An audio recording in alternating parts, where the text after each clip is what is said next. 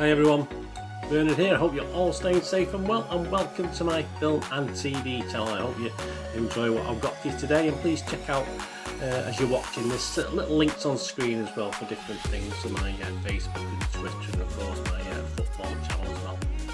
And please, all your comments are very welcome. Just let us know and push that subscribe button. Don't forget, please push the subscribe button. Make sure your notifications set to public as well if you want to know when these vlogs are coming out. Push that notification button as well. So please enjoy. Right, today we've got a film review. Yes, a film called Coda, C-O-D-A. There is one with Patrick Stewart of a similar name that's quite new, but don't be confused. This is written and directed by Sian Heder, so it's not the Patrick Stewart one, so don't get confused with that.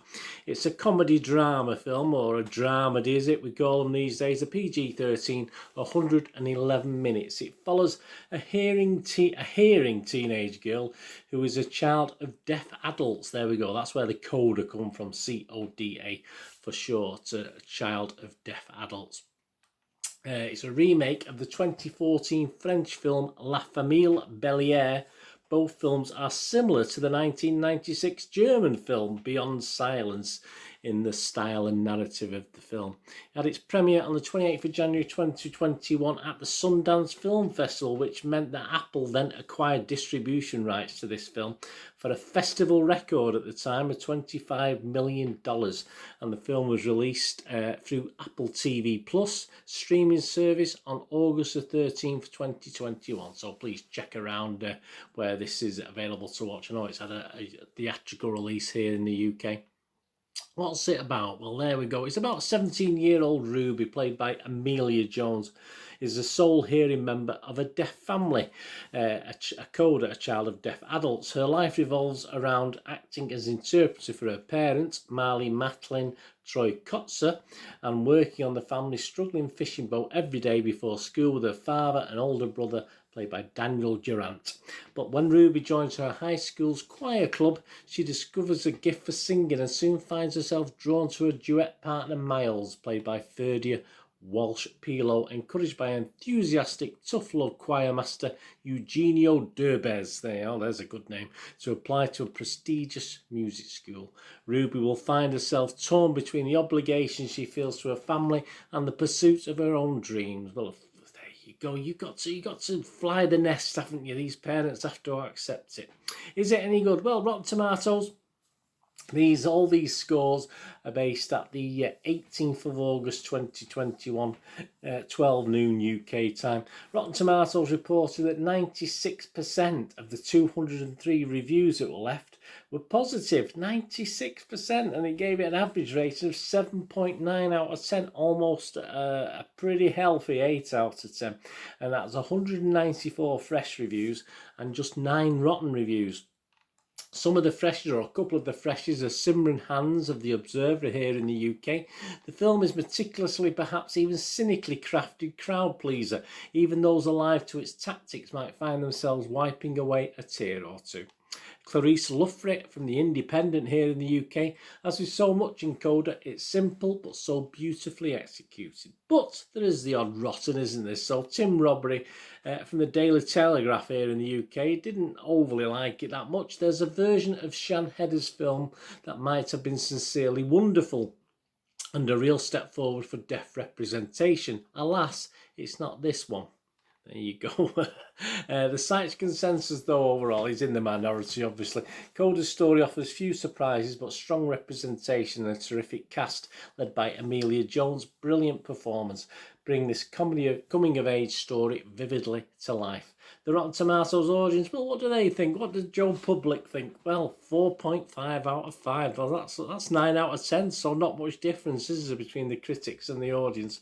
Metacritic, the other critic site we'll look at, again, very, very healthy, 74 out of 100, just slightly down on the Rotten Tomatoes, and that's based on 41 critics, who gave it 34 positive reviews and just 7 mixed and 0 negative. And it scored anywhere between 60 out of 100 as the minimum, or 90 out of 100. The Guardian's Benjamin Lee, he scored it 60. He was one of the lowest, but he did say Coda is a mostly likeable concoction, but one that's just too formulaic and ultimately rather calculated to secure the emotional response response it so desperately wants by the big finale. Playlist Gregory Elwood, well, he was a little bit more enamoured with this. He gave it 83 out of 100 and said, it becomes pretty obvious early on that Coda is one of those movies where you know where the story is going pretty much the entire time. You certainly do. They're formulaic, as was mentioned before. But the elements harmonise so beautifully, it still sucks you in. So, all right, we've had the critics, we've had the Rotten Tomatoes audience. What about Internet Movie Database? What about their guys on there who have a look at this? Joe Public, you, me, the normal guy on the street. Well, 4,892 reviews as I'm doing this, and it scores an average 8.2 out of 10. So we're up there, aren't we? We're up there with the 8s and the 9s, which is very, very impressive. Of those 4,892, a massive 95% scored it 6 or more. 95%, that's pretty amazing.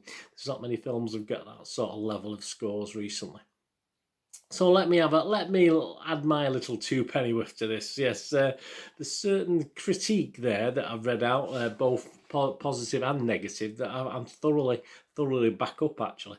It is hard to be critical of this movie, of course it is, but one or two have, which is fair enough. I did find it a little too long. It just went on too long. I got a little bit bored, I will admit, at some stage. Although the ending can obviously bring a tear to a glass eye, it is one of those endings, so it's difficult not to watch the ending and then think that, oh, that was a good watch. You know, it is difficult just to discount that ending and think, oh, that was really nice. It's just a simple by-the-numbers comedy drama, if you like. The comedy elements come probably from the deaf parents and the brother, etc. Actually, the young girl in it who can talk, obviously, and hear is not much comedy from that side of it. It's mainly with her relatives, to be honest with you.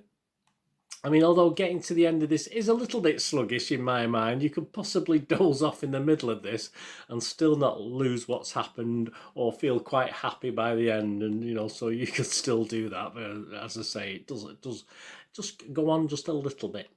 Although backed up well by the rest of the cast is excellent in this. Ruby, played by Emilia Jones, is simply brilliant in this. Emilia Jones is fantastic. She stands out in this totally.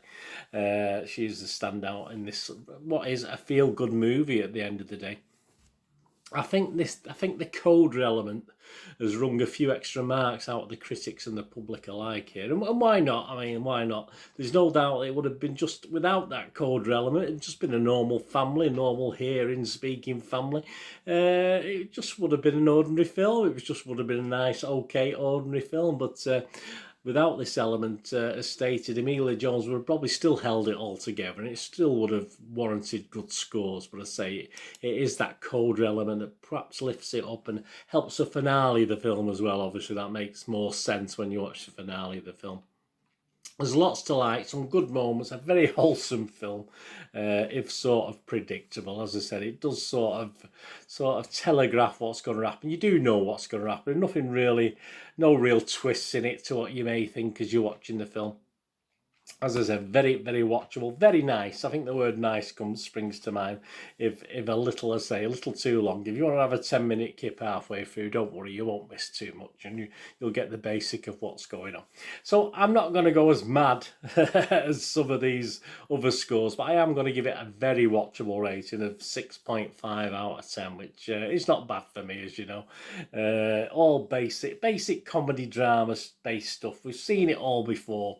But this is certainly worth the watch, and why not? Why not give you that extra mark for the Coda? But I'll be a bit more, not cynical, but a bit more down to earth with it. It is good for what it is. But as I say, you can forget anything, and you sort of forgive a lot of things for the last 5 or 10 minutes of the film, which sort of lift it above anything else anyway. So please, I wouldn't put you off watching this at all. It's good. But if you like a good family drama, then please give this a watch. It's well worth the effort. Anyway, let me know if you get to watch it, what you think. Anyway, thanks for watching. What are we going to do the rest of the day? Have a great one. Look after yourselves, look after your friends, look after your families. More important, let's all look after each other. To meet here again on the Film and TV channel. Or perhaps have a flick across. Have a look at my Citizen channel, my Manchester City channel, my football channel. Whatever it is, I only ask one thing, don't I? One simple thing, please. Stay safe, everyone. Thanks for watching. Bye for now.